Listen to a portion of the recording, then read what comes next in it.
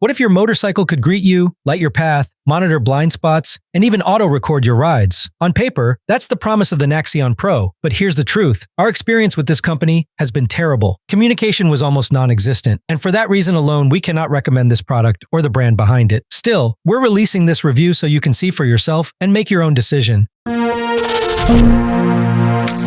All right, so this is the first, I guess, proper electric motorcycle that we're reviewing on the channel. And I definitely heard about the Naxeon probably last year. And so you're gonna see a lot of reviews for this particular bike. It's kind of making its rounds across the country with the various YouTubers and influencers. This one actually came from Ohio and it's super scratched up. It came like with 1% battery, and whoever delivered it to us didn't have the charger with it. So it took a few days just to actually get this thing going. So it is what it is. Now, in terms of safety, I was a little hesitant considering how much damage this thing has and how many times it's been dropped. So they assured us that everything is fine, everything is functioning properly, but you could see from the damage on the sides, and then even the mirror is broken over here. The lever got chipped off. You know, it's a review unit, so what can you do? You have your signals over here.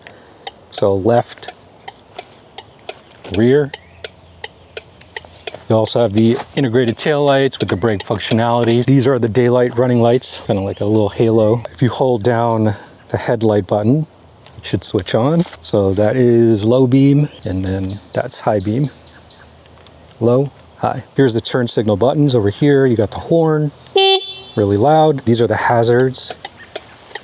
Both indicators start flashing. You also get these lights, like these ring lights on the sides as well. That definitely gives it that futuristic aesthetic, especially at night. We'll grab some footage at night to show you guys what that looks like. Might be hard to see since we're outside, but this is what the display looks like. It's a 7-inch TFT display. There's a ton of features on this bike. We probably won't hit all of them, but I'll try to go through them pretty quick. So this is your battery life indicator. We're at 77%, and that tells us you have about 85 miles of range. This is the charging port over here. So if you press that, you open up the charging port. So this makes it accessible to any EV charging station. If you don't have one installed in your house, they do have a charger that can plug into the household outlet. You also have your motor temperature, battery temperature, average energy consumption, the amount of kilowatts as you're riding. You also have these riding modes. So right now it's on its highest riding mode, which is zigzag, but you basically have sail, which is low, dynamic, medium, and then zigzag, which is high. This icon is navigation. You wanted to connect navigation. Here we have more stats. You could see your tire pressure, PSI, energy consumption, motor temp, all that stuff. And this is the camera view. So this is the front facing camera. You can also set it to auto record. So if you want to record your rides, it'll save it, I think, to an internal storage, and there's also an SD card that you could plug in. You know, it's not like a GoPro camera, so you won't have that stabilization. It's gonna be a little shaky. If you click that,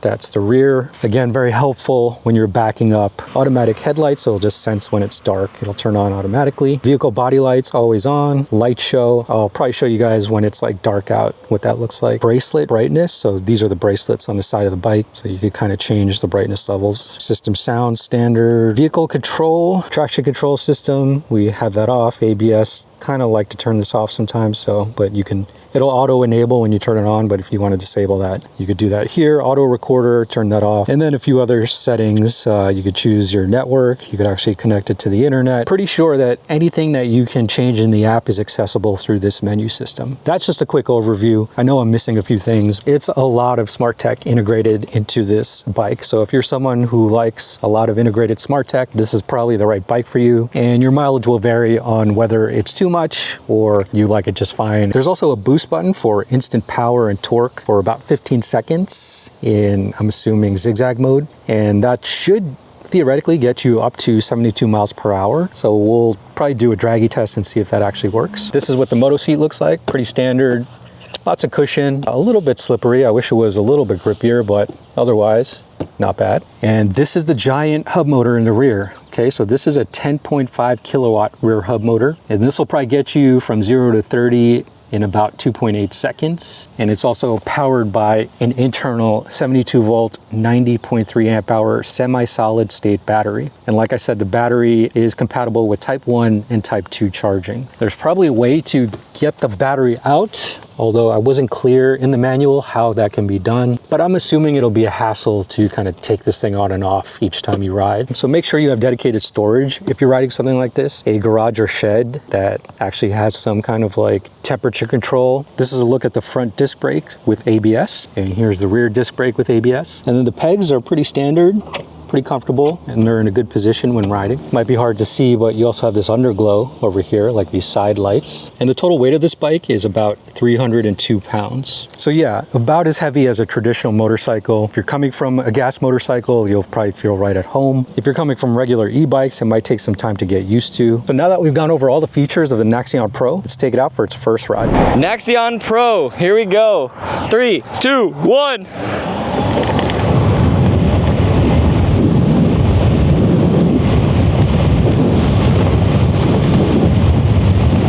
Okay, 60, we're getting on the freeway now, 65.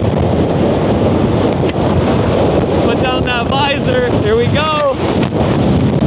73 mile an hour. Okay, 74, 73, 75, it does all of what it says it can do. So now let's see, it says 70 on the Dragy though, it says 75 on the display, 71 on the Dragy, but still a very, very, very smooth ride here. And I'm keeping up with traffic, no problem. Now, would I suggest you ride this on the freeway? Maybe. If you live in a place where it's like a 65 like here, because I'm going 65 now and that's the speed limit, that's what these people are going to be going. I can go a little faster, that's safe. If it's a 70 mile an hour freeway, I'd say don't do it. We're going to turn our turn signal on and get over. Nice and safe, tons of power, no issues whatsoever. You know, honestly, I could take exit 3 if I wanted to, but I'm going to take this one. But yeah, coming into the exit, coming into the corner, man, I'm doing better than this freaking heating and cooling van's doing, let me tell you.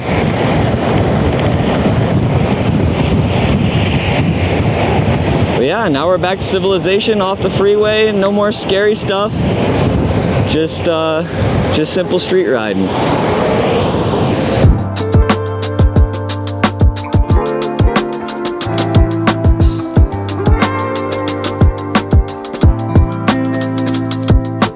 The Naxeon Pro is a full-sized electric motorcycle built for urban riders who want something sleek, fast, and tech-heavy. It features intelligent LED lighting, a 7-inch full-color TFT display, and anti-theft touches like NFC card access, and a built-in steering lock. It weighs in at 302 pounds and sits somewhere between a performance commuter and a daily rider with premium build quality. Power-wise, it hits a top speed of up to 72 miles per hour with a 10.5 kilowatt rear hub motor. It's powered by a 72-volt, 90.3 amp-hour battery and supports both Type 1 and Type 2 charging. You get 3 riding modes: sail, dynamic, and zigzag. There's also a boost button that delivers a short burst of extra torque and speed when you need it. Max range is around 112 miles, depending on how you ride. For control, it's got a front suspension fork with 104 millimeters of travel and a rear shock with 60 millimeters of travel. There's also ABS-equipped disc brakes front and rear, HD cameras in the front and back, blind spot detection, and live tire pressure monitoring. It's built to feel practical for those who live in EV-friendly cities. So yeah, there's something called light show. So this is what it looks like,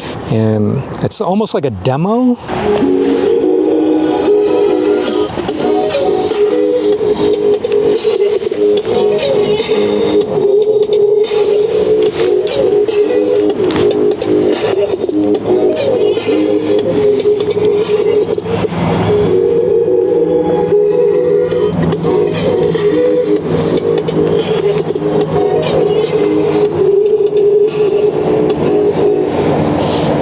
And that is the light show.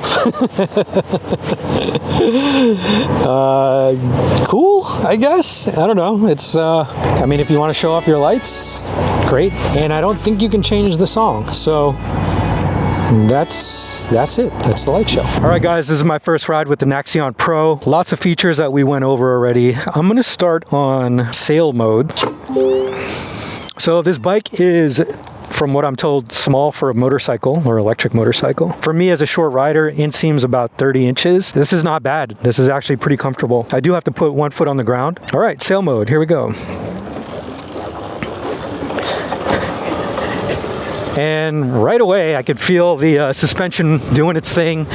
We're kind of on a cracked parking lot, so lots of debris, lots of loose rock, lots of potholes, cracks in the ground, but it's handling it pretty well. Let's see how it takes these corners over here. Kind of have to do a little bit of a lean. Not bad.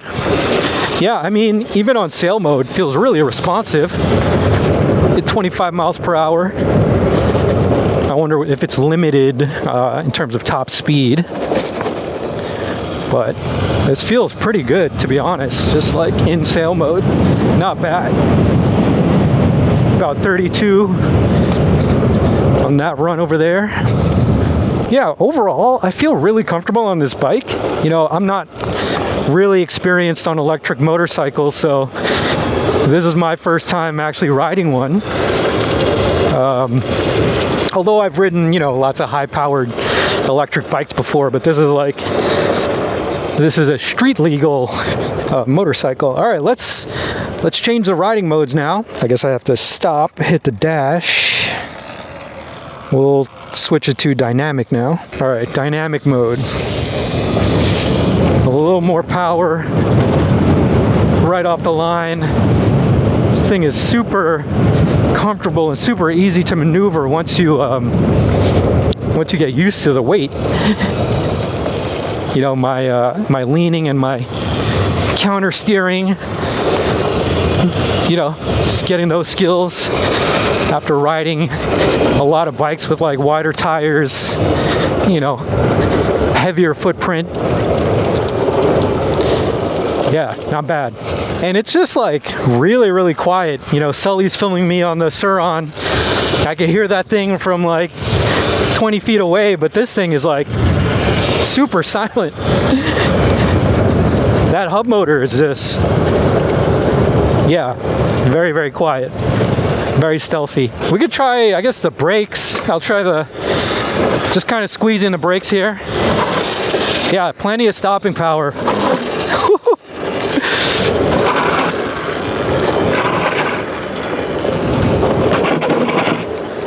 Woo! Yeah, I mean, no issues with the braking. Try going up this hill. Up the hill. No problem. Now, probably not really meant for off-road at all, but it can handle a little bit of grass if needed. Go down the hill, up the curb. A little bumpy, but I was able to take it. So it says we're gonna have about 108-mile range left right about now if I keep riding how I'm riding, which if it even got close to that, I'd be stoked. Transitioning from the road to dirt road, you know, granted it doesn't have the best tires for this. It's got a nice, comfortable, big saddle. It's a little slippery. The material that it's made out of is pretty much like a slip and slide. That's something I wish more companies would stop doing. Stop making slippery seats. We want them to be grippy. They don't need to be overly grippy, but they need to be some type of material that sticks to your pants. So we've disabled like every single bit of traction control that this thing has on it, because like ABS, traction control, all of that. None of it is fun. It just ruins the bike experience. Unless you're a new rider and you actually need it, I would suggest just turning it all off. Let's kick it up a notch. Let's go about 45 here.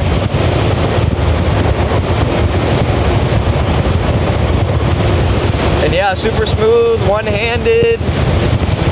I wish I had a full face, but I unfortunately left it at home. Mistakes were made, but at least I have a DOT-approved helmet in my truck at all times for this exact reason. Always bring your helmet. Because people like that don't look before they pull out. Coming into these turns, hot and heavy. Handles great. This helmet hates it, but we'll make it work. Well, let's try to get a top speed into here real quick.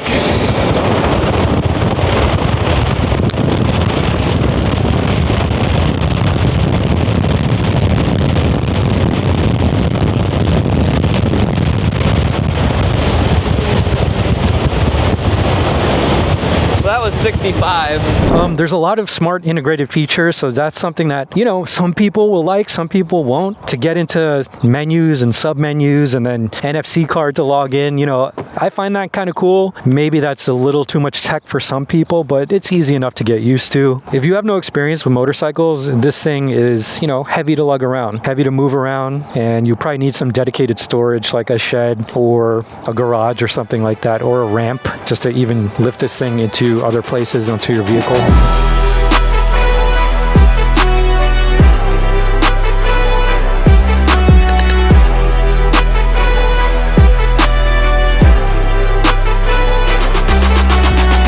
Naxeon Pro may look like a decent entry point for new riders, with built-in cameras, radar, NFC security, and a futuristic frame. But none of that matters if the company won't stand behind its product. Our interactions were frustrating and unresponsive, which is a huge red flag for anyone thinking about support or service down the road. Add in the fact that it's heavy, not highway ready, and overly complicated with proprietary features, and the downsides really outweigh the hype. So what do you think of the Naxeon Pro? Let us know in the comments below. But for us, this one's a hard pass.